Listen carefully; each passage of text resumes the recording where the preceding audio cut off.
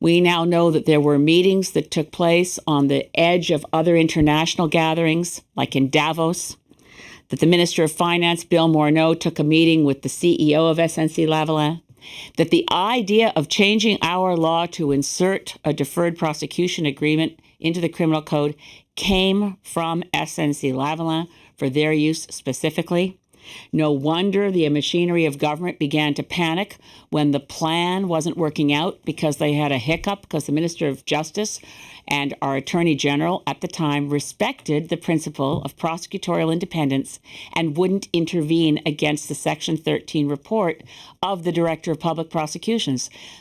That in any government governed by the rule of law, a Minister of Justice and Attorney General's position would be so deeply undermined by her colleagues.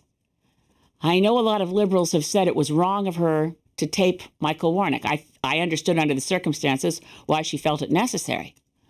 But the deeper distrust is to imagine that a report from a former Supreme Court judge, very respected jurist, John Major, peddled by SNC-Lavalin's lawyer, also former Supreme Court Judge Frank Iacobucci.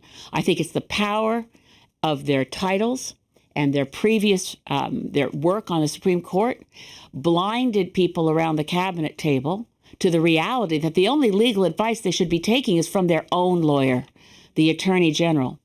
But what's really shocking to me is that they peddled this report undermining the judgment of their cabinet colleague, the Minister of Justice and Attorney General. They peddled it without even sharing it with her. This is really scandalous. The Prime Minister is guilty here of the kind of offense for which resignation is appropriate. I leave it to him. I'm not calling for resignation.